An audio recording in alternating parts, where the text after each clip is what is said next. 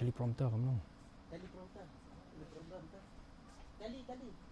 Tele.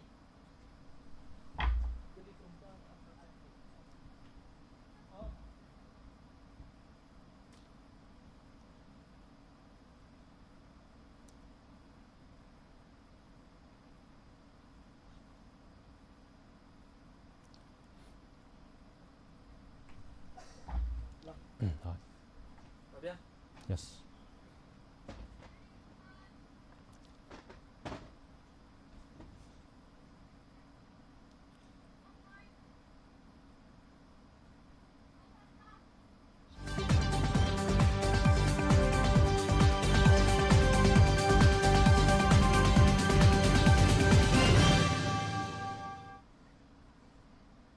Good evening, viewers, and welcome to the news. This is Bankit Kupar Nongkunri bringing you the headlines first.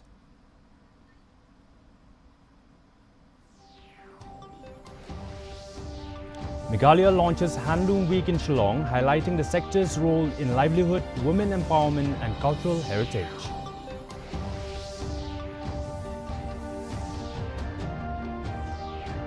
National Child Psychiatry CME 2026 begins in Shillong, focusing on children's mental health in the digital age.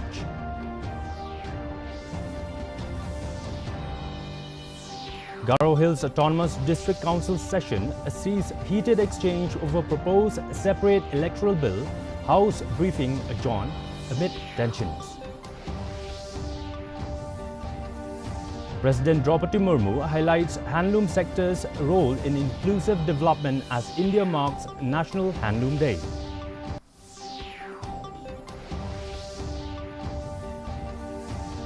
Rajya Sabha Chairman C.P. Radhakrishnan pays tribute to Quit India movement martyrs, recalls their sacrifice for freedom.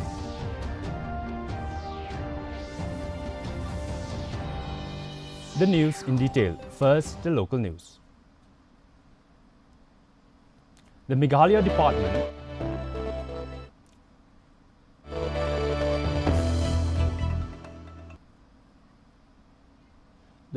Department of Textile today launched Handloom Week in Shillong as part of the National Handloom Day celebrations.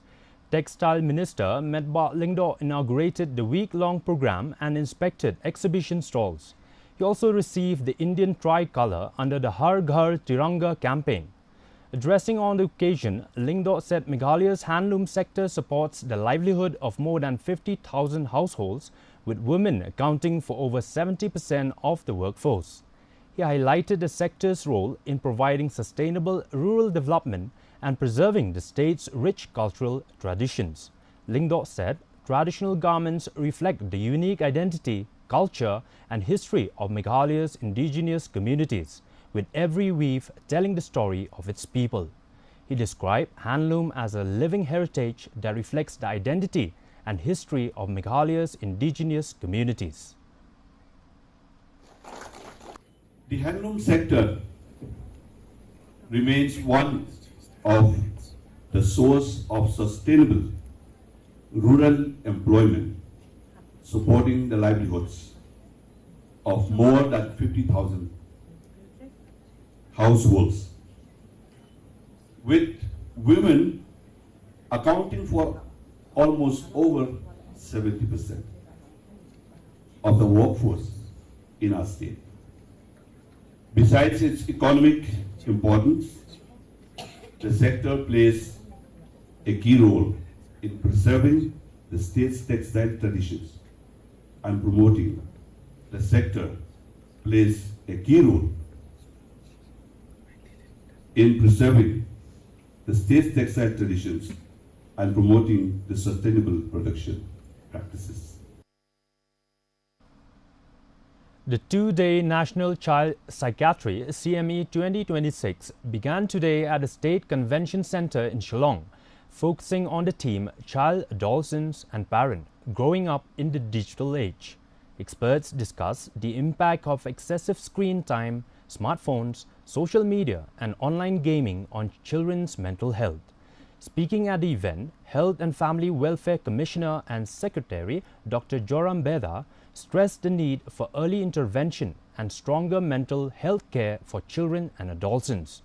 He said increasing screen dependence is being linked to anxiety, behavioral issues, and emotional distress, and urged experts to share their recommendations with the government for developing effective policies.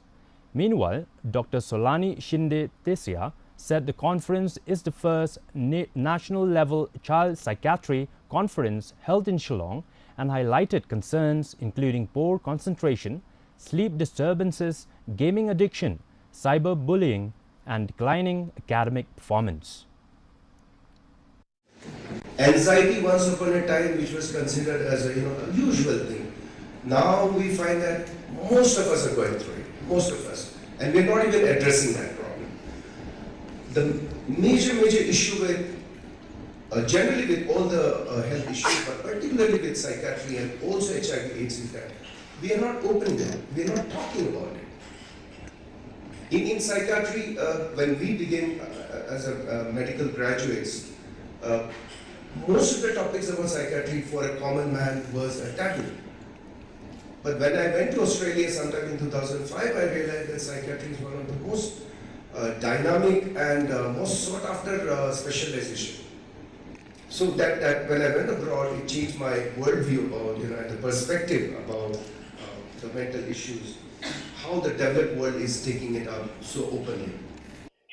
So, as we all know that rising mobile usage and screen time and app usage amongst the young population is increasing, and some of it is benefiting the students for their education and for their learning, but there is a lot of negative impact also. So and the negative impact and what they suffer from. So that is what is coming to us in the clinics. The Garo Hills Autonomous District Council witnessed a heated exchange on Friday during the 9th day of its 16th special budget session over the proposed separate electoral bill.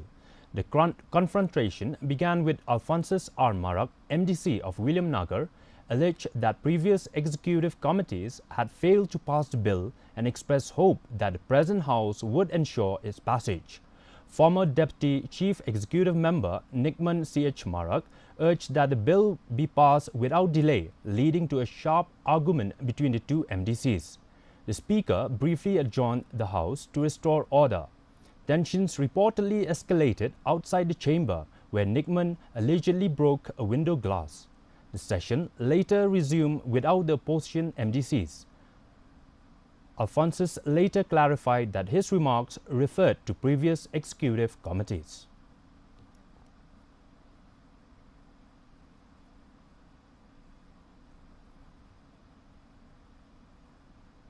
So suddenly when I start talking about the placement of the separate electoral roll, so they just suddenly got anger and they disrupt the motion when I was speaking.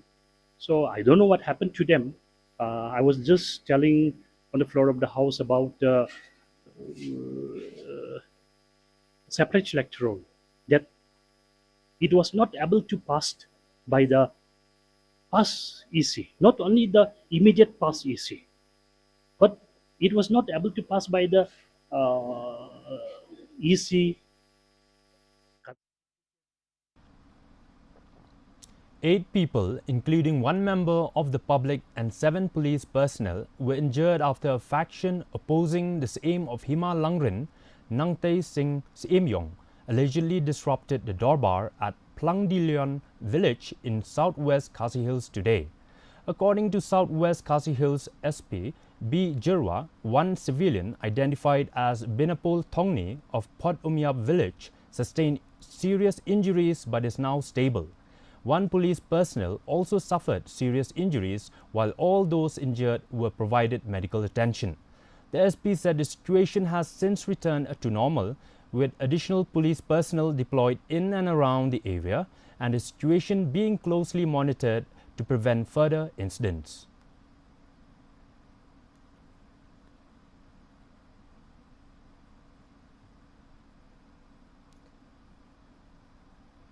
The Joint Action Committee of Stone and Sand Miners on Friday met Chief Minister Conrad K. Sangma to seek an early resolution of pending issues concerning mining activities in Meghalaya.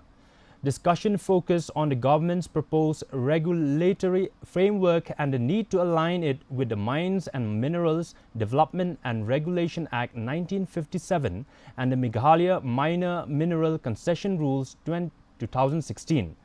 Speaking to media, GHADC leader Ijenstar Kurkalang said no final decision was taken as the government is still addressing clarification sought by the centre.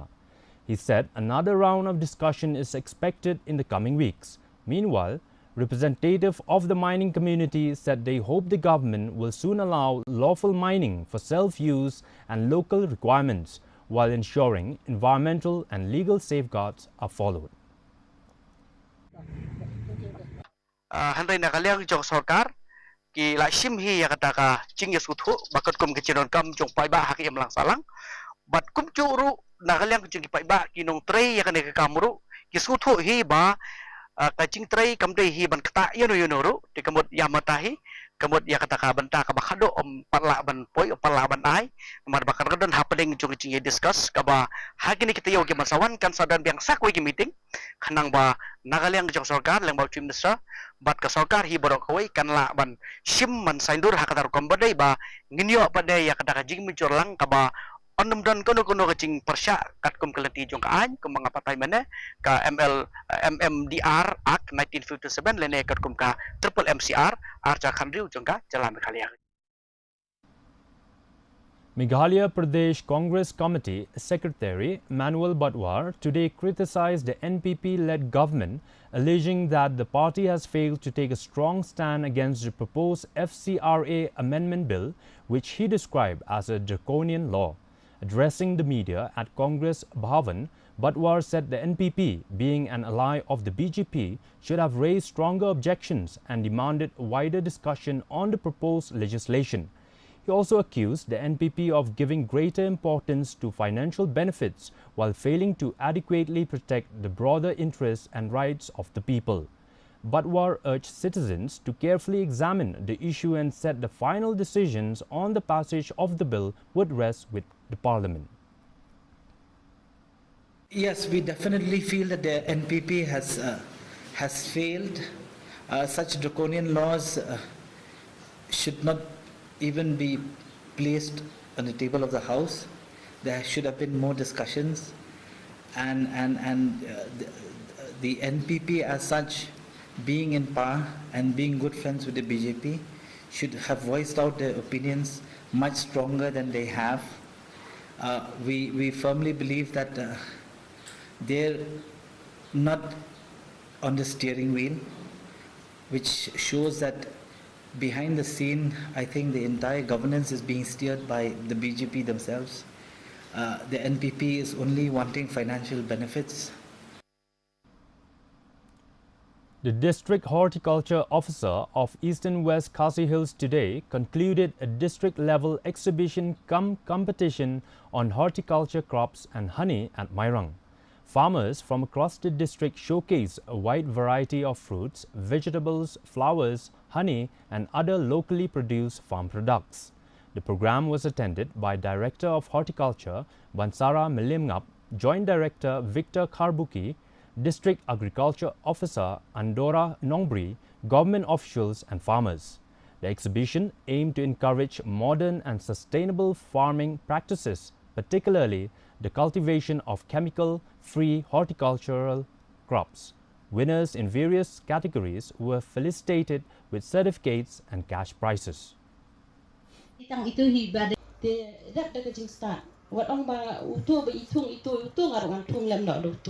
Ray pen le ita ka multi cropping na mabale na ka office jong ka horticulture but agriculture uti ai kalat kelinti phi ba phin ram buon chan kijing thung but ka baat ba de kumno banyada na ka tu ka long ba phile ita ka integrated farming system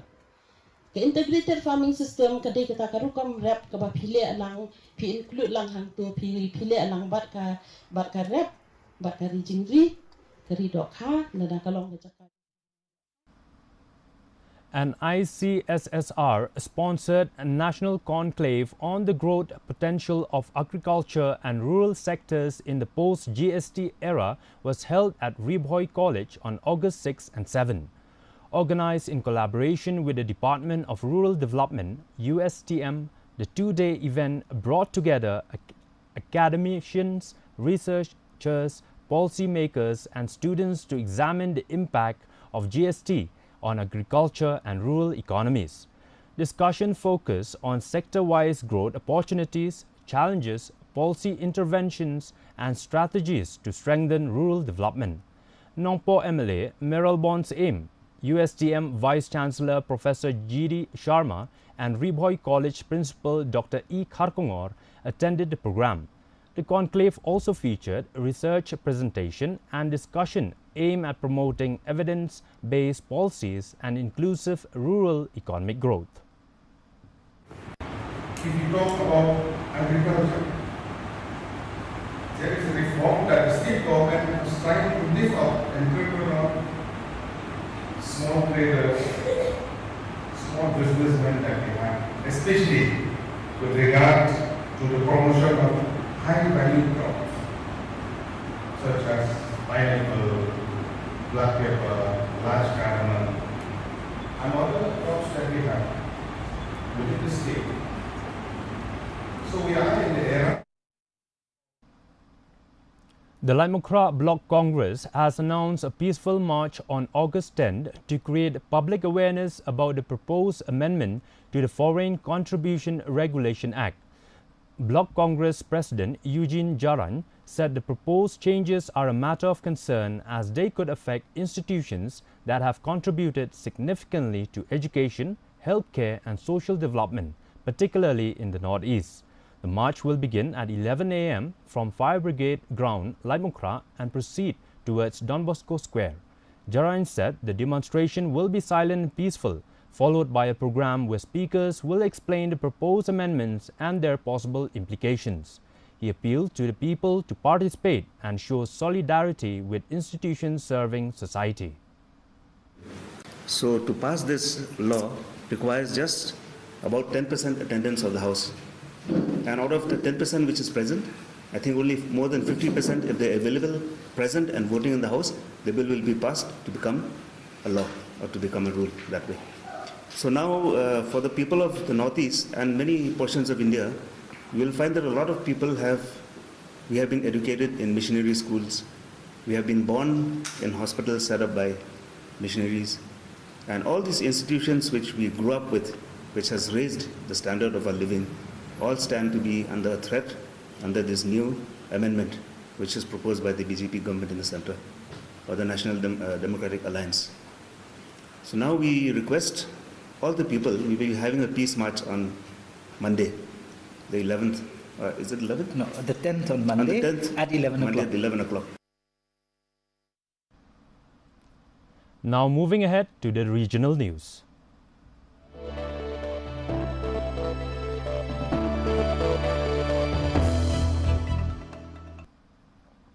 Mizoram Chief Minister Laldu Homa said Union Home Minister Amit Shah has assured him that the proposed Foreign Contribution Regulation Amendment Bill 2026 will not have retrospective effect. Laldu Homa said he raised concerns over the bill during his meeting with Union Home Minister Amit Shah, who assured that it would not apply to past actions or transactions. Earlier, a delegation led by Laldu Homa, along with church leaders, had opposed the proposed amendments and called for wider consultation before any changes are enacted. Mentioned to us that it's not going to be retrospective. That assurance was given to us, and the rest of the points will be given a parawise comment by him. And he is going to start discussion on 12th of this month in Parliament. Not going to be retrospective. And the rest of the points which we have raised will be commented in writing and he will send to us. Now let's move ahead to the national news.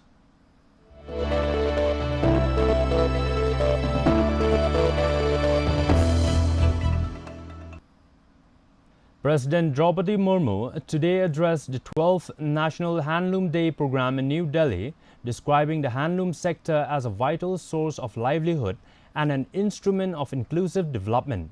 She said handloom has been an integral part of India's cultural and civilizational journey for thousands of years, preserving the country's heritage while promoting employment, women's empowerment, art, culture and environmental consciousness.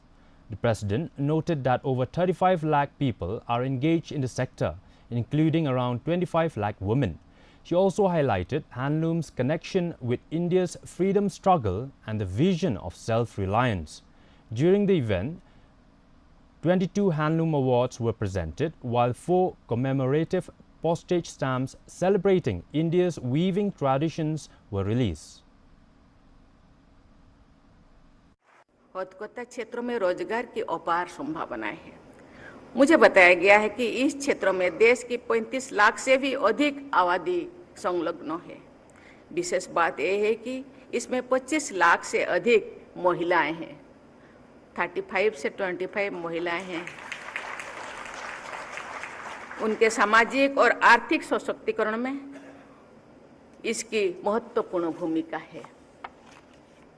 इसमें लगभग 2/3 कारीगर अनुसूचित जाति, अनुसूचित जनजाति और अन्य पिछड़े वर्गों से संबंधित है। इस प्रकार ये क्षेत्र आजीविका सृजन के Union Education Minister Pralhad Joshi has called for stronger cooperation among BRICS nations to build resilient, innovative and sustainable education systems. Addressing the 13th BRICS Education Ministers meeting in Bhubaneswar, Joshi said education systems must be prepared to respond effectively to global challenges including pandemic, economic uncertainties, climate change and rapid technological advances. He stressed that closer collaboration among BRICS countries can help share knowledge, experiences and innovative solutions while ensuring quality and inclusive education. India's chairship is guided by the theme Building Resilience and Innovation for Cooperation and Sustainability. Each element of this theme has particular relevance for education. Resilience, because our education system must be capable of withstanding the disruptions, whether caused by the pandemics, economic uncertainties, climate-related challenges, or the rapid pace of technological change. Innovation, because education systems cannot remain static when the world around them is changing so rapidly. Parliament has passed the Micro, Small and Medium Enterprises Development Amendment Bill 2026 with the Lok Sabha approving it today after the Rajya Sabha passed it on Monday. Moved by MSME Minister Jitan Ram Manjhi, the bill seeks to address payment delays faced by MSMEs and simplify the dispute resolution process. The legislation requires central public sector enterprises to settle invoices for goods and services procured from MSMEs through the Trade Receivables Discounting System. It also provides that failed mediation cases must be referred for arbitration within 30 days, while an award must be made within 90 days after completion of pleadings. Meanwhile, Parliamentary Affairs Minister Kiran Rijiju expressed concern over disruption in the House and the conduct of opposition members. Honorable Chairman, sir, I move that the bill further to amend the Micro, Small and Medium Enterprises Development Act 2006 as passed by Rajya Sabha be taken into consideration. House तो business तो हमने पारित किया है और लोकसभा में MSME वाला bill को हम लोग ने पारित किया है। बिजनेस तो चल रहा है। मैंने कल भी बताया कि डिस्कशन कम इसलिए हो रहे हैं क्योंकि कांग्रेस पार्टी और अपोजिशन पार्टी ने हंगामा करके नारेबाजी किया, इसलिए डिस्कशन कम हुए हैं। लेकिन बिजनेस पारित हुआ है और राज्यसभा में एनडीए पार्टीज के जितने भी मेंबर्स हैं सब ने डिबेट में हिस्सा भी लिया है, अपना बात भी रखा है। इसमें कंफ्यूजन नहीं होना चाहिए कि हाउस नहीं। Rajya Sabha Chairman C.P. Radhakrishnan today marked the 84th anniversary of the Quit India movement launched on August 9, 1942 under the leadership of Mahatma Gandhi. He paid tribute to the martyrs of India's freedom struggle, recalling their courage, sacrifice and commitment to the nation's independence. He said the movement remains a defining chapter in India's freedom struggle and continues to inspire generations with the ideals of patriotism, unity and selfless service to the nation. Honorable members, the 9th of August 2026 marks the 84th anniversary of the historic Quit India movement, one of the defining milestones in our nation's freedom struggle. Launched under the leadership of our great Mahatma Gandhi ji on the 9th of August 1942. The movement gave a decisive impetus to India's relentless quest for independence. The clarion call of do or die inspired millions of Indians across the country to rise above all barriers and unite in the common cause of securing freedom for the nation. Now, the international news.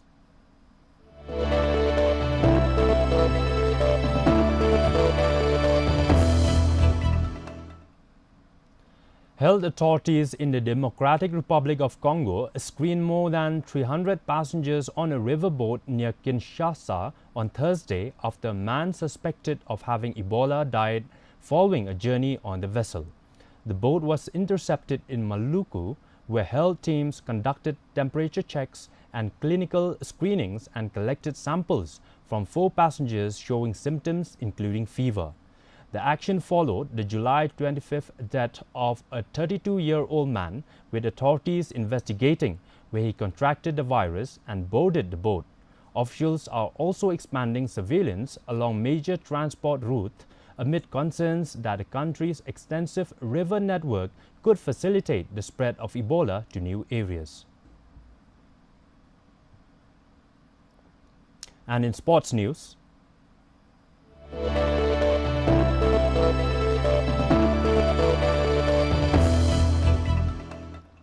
the Ribhoi Archery Association is set to participate in the Meghalaya State Archery Championship 2026, scheduled to be held from August 10 to 14 in Shillong. The association will send a team of 18 male and female archers from Ribhoi to compete in both the junior and senior categories. Speaking to the media, RBAA President Sumarlang Swer said the participation aimed to provide young archers from Ribhoi with an opportunity to showcase their talent at the state level. Swer expressed hope that the team would perform well and bring honor and recognition to Ribhoi district, while thanking the coaches, parents and supporters for their continued encouragement.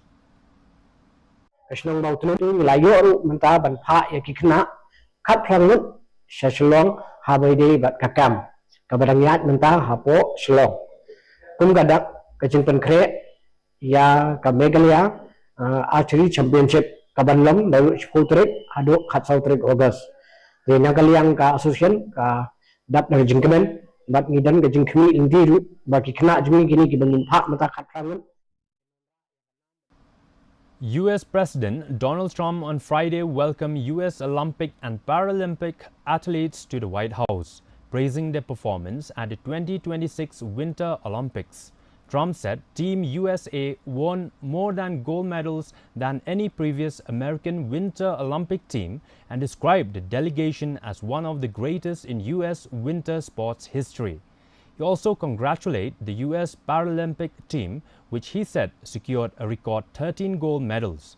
Trump additionally praised preparation for major sporting events and highlighted the success of the recent FIFA World Cup.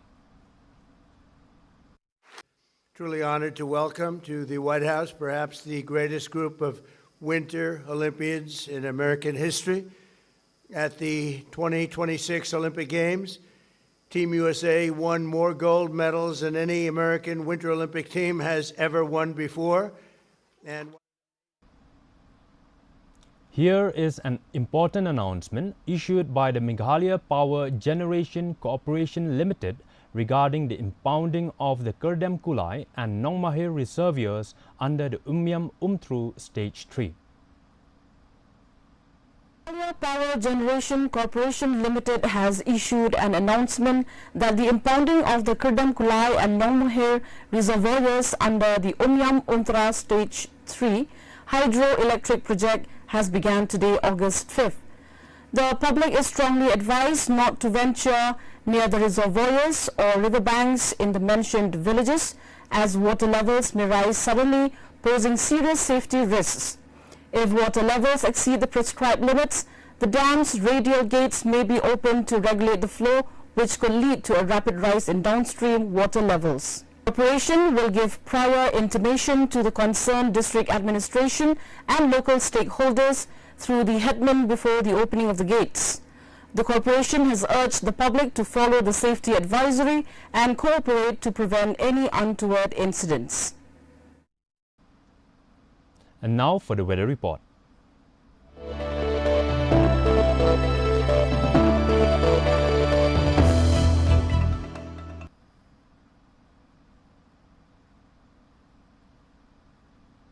First, let's take a look at the weather report in Tura. Minimum temperature 23 degrees Celsius, maximum temperature 31 degrees Celsius.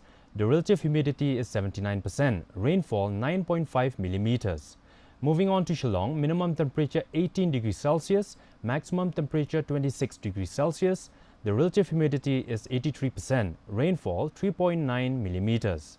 Meanwhile in Juwai, minimum temperature 19 degrees Celsius, maximum temperature 26 degrees Celsius. The relative humidity is 79%, rainfall 3 millimeters. And the focus in Tura, Shillong and Juwai says moderate rain with thunderstorm likely to occur at many places. Before we wind up, let's have a look at the headlines once again. Meghalaya launches Handloom Week in Shillong, highlighting the sector's role in livelihood, women's empowerment and cultural heritage.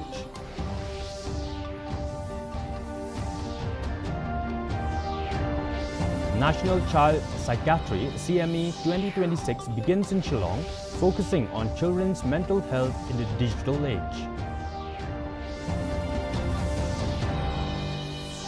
Garo Hills Autonomous District Council session sees heated exchange over proposed separate electoral bill, House briefly adjourned amid tensions.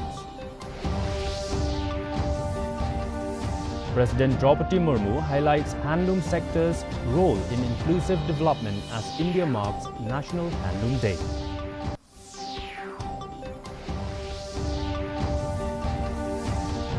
Rajya Sabha Chairman C.P. Radhakrishnan pays tribute to Quit India movement martyrs, recalls their sacrifice for freedom.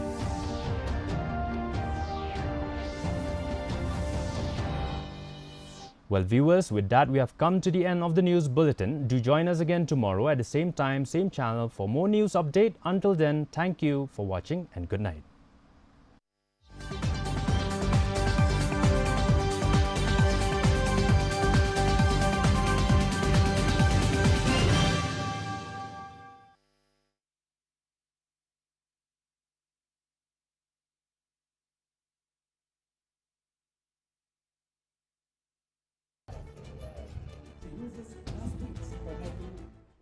पिछले 12 सालों में अपना माननीय प्रधानमंत्री जी श्री नरेंद्र मोदी जी के leadership में अपने देश में जो ट्रेडिशनली हमारा जो परंपरा रहा है, अपना ट्रेडिशन वेविंग और हैंडलूम के क्षेत्र में काफ़ी सारा सपोर्ट मिला है। और खास करके प्रधानमंत्री जी ने अपने देश के जो संस्कृति है